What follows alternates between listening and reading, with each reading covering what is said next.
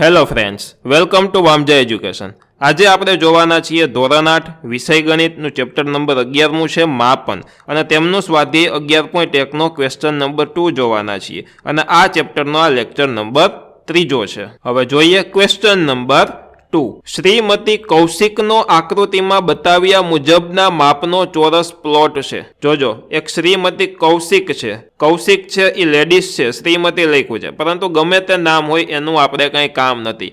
કોઈ એક વ્યક્તિ છે, તેનો આકૃતિમાં દર્શાવ્યા માપનો આ એક ચોરસ પ્લોટ છે, તમે જોઈ શકો છો. ઓકે, પ્લોટના મધ્ય ભાગમાં મકાન બનાવવા માગે છે. આ મધ્ય ભાગ છે, આટલા ભાગમાં મકાન બનાવવા માગે છે. બની ગયું મકાન? તો કે હાલો બની ગયું. મકાનને ફરતે બગીચો વિકસાવેલ છે. મકાન છે એના ફરતે એટલે કે આ જે ભાગ હું કરું છું તેમાં બગીચો વિકસાવેલ છે. શું કરેલું છે? બગીચો બનાવેલ છે. બગીચો વિકસાવવાનો ભાવ ₹55 પ્રતિ ચોરસ મીટર હોય તો મકાનની ફરતે બગીચો વિકસાવવાનો કુલ ખર્ચ કેટલો થશે તે શોધો. તો શું કીધું છે કે આ બગીચો વિકસાવવાનો ખર્ચ 1 ચોરસ મીટરના ₹55 છે. તો આખો બગીચો આપણે કેટલા રૂપિયામાં વિકસાવી લેશું એમ કીધું છે. તો ચાલો આપણે શોધીએ. તો પહેલાં હું તમને મારી ભાષામાં આખો દાખલો સમજાવી દઉં. તો આમાં આપણને અલગ અલગ માપ કીધા છે. આ બહારના પ્લોટનું માપ આપણને કીધું છે 25 મીટર ગુણ્યા 25 મીટર, બરાબર. 25 મીટર લંબાઈ અને 25 મીટર પહોળાઈ કીધું છે. અંદરનો લંબચોરસ મકાન બનાવવાનું છે. તો આ ભાગ છે તે 20 મીટર છે અને આ ભાગ છે તે 15 મીટર છે. તો સૌથી પહેલાં આપણે આ બહારનો ચોરસ છે તેનું ક્ષેત્રફળ શોધી લેશું. તો ક્ષેત્રફળ એટલે શું થાય? આમ આખું કેટલા ચોરસ મીટર છે, બરોબર, એ ઘન એકમે સપાટીમાં રોકેલી જગ્યાને આપણે ક્ષેત્રફળ કહેતા હોય. તો આ કેટલો ભાગ છે એ આપણને મળી જાય. ત્યારબાદ અંદરના લંબચોરસનું ક્ષેત્રફળ શોધશું. એટલે અંદરના લંબચોરસ એટલે કેટલું મળે? આટલું મળે. હવે જોજો, હવે આ આખું, બરોબર, એમાંથી આપણે આ અંદરના લંબચોરસનું ક્ષેત્રફળ કરી દઈ બાદ કરી દેશું. એટલે એ બાદ કરશું એટલે આપણને આટલા ભાગનું ક્ષેત્રફળ મળી જશે. તો એટલા ભાગનું ક્ષેત્રફળ મળી જાય એમાં પછી આપણે 1 ચોરસ મીટરનો ₹55 ભાવ લગાડી દેશું એટલે આપણને આખાનો ભાવ મળી જાય. તો જોતા જાઓ, આવડી જશે. સહેલું છે, બહુ અઘરું નથી. તો સૌથી પહેલાં આપણે કરશું કે આ ચોરસ પ્લોટનું ક્ષેત્રફળ. તો લખીએ અહીં ચોરસ પ્લોટની લંબાઈ કેટલી આપી છે? 25 મીટર. તો ચોરસ પ્લોટનું ક્ષેત્રફળ શું થાય? તો અહીંયા લખવું જોશે ચોરસ પ્લોટનું ક્ષેત્રફળ શોધીએ છીએ એટલે ચોરસ પ્લોટનું ક્ષેત્રફળ બરાબર, જોજો, આ ગુણ્યા આ. હવે આને બાજુ કહેતા હોય તો બાજુ ગુણ્યા બાજુ એવી રીતના કહી શકાય, અથવા તો લંબાઈ કહેતા હોય તો લંબાઈ ગુણ્યા લંબાઈ આમ પણ લખી શકાય, અથવા તો L ક્રોસ L ગુણ્યા L આમ પણ લખી શકાય. તો આપણે લખીએ કે ચોરસનું ક્ષેત્રફળ એટલે લંબાઈ ગુણ્યા લંબાઈ બરાબર 25 ગુણ્યા 25. 25 કેટલા થાય? 25નો વર્ગ 625. તો 625. મેં તમને કીધું હતું જ્યારે ક્ષેત્રફળ શોધીએ ત્યારે એકમમાં આપણે જે કાંઈ એકમ આપ્યો હોય એનો વર્ગ કરી દેવાનો. તો અહીંયા મીટર છે તો આપણે એકમમાં મીટરનો વર્ગ લખશું, અને વર્ગ કરતાં ભૂલાઈ નહીં, ધ્યાન રાખજો, ફટોફટ અડધો અથવા તો 1 માર્ક કપાઈ જશે. અને એકમ લખવાનું પણ ભૂલાવવું જોઈએ નહીં. તો આ મળી ગયું આપણને ક્ષેત્રફળ. કેનું? તો કે આ બહારના ચોરસ પ્લોટનું. હવે શોધીએ આપણે અંદરના લંબચોરસ મકાનનું. તો લંબચોરસની લંબાઈ 20 મીટર ને પહોળાઈ કેટલી છે? 15 મીટર. તો લખું હું લંબચોરસ મકાનની લંબાઈ બરાબર 20 મીટર. ક્યાંથી લીધું? તો કે અહીંયા લખ્યું.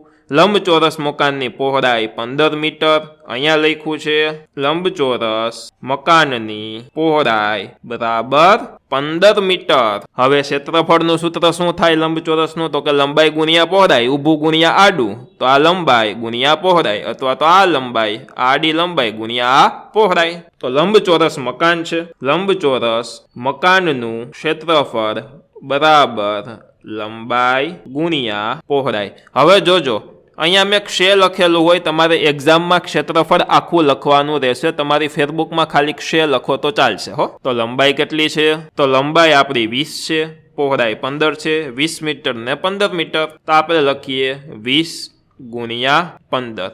હવે જોજો, 15 દુ શું થાય? 30, અને પાછળ આ એક 0 એટલે શું આવશે? 300. એકમ શું હતો? મીટર. એટલે ક્ષેત્રફળનો એકમ થઈ જશે મીટર વર્ગ। હવે આમાંથી ઘણા બધાનો પ્રશ્ન એવો કંઈક થતો હશે હોશિયાર વિદ્યાર્થીઓનો કે એકમમાં ક્ષેત્રફળમાં મીટર વર્ગ શું કામ થઈ જાય? તો એના માટેની એક થિયરી કહું, ચાલો જોજો। અહીંયા શું છે 20 ગુણ્યા 15, તો 20 મીટર ગુણ્યા 15 મીટર બરોબર। 20 ગુણ્યા 15 કર્યું તો 300 મળ્યું, પરંતુ ગુણાકાર છે એટલે મીટર ગુણ્યા મીટર પણ કરવું પડે। મીટર ગુણ્યા મીટર કરો તો મીટરનો વર્ગ બરોબર। 2 ગુણ્યા 2 કરો તો આમ લખો ને 2 નો વર્ગ, એવી રીતના મીટર ગુણ્યા મીટર કરો તો મીટરનો વર્ગ થાય। ઓકે, ચાલો હવે લંબચોરસ મકાનનું ક્ષેત્રફળ મળી ગયું। મેં શું કીધું હતું? પહેલા આપણે આ ચોરસ પ્લોટનું ક્ષેત્રફળ મળ્યું, તો કે હા આ રહ્યું। એમના પછી લંબચોરસ મકાનનું ક્ષેત્રફળ મેળવવું, તો કે હા પાછળ છે। હવે આ મોટા ક્ષેત્રફળમાંથી આ અંદર મકાનનું ક્ષેત્રફળ બાદ કરી દેશું એટલે આપણને બગીચાનું ક્ષેત્રફળ ખાલી મળી જશે।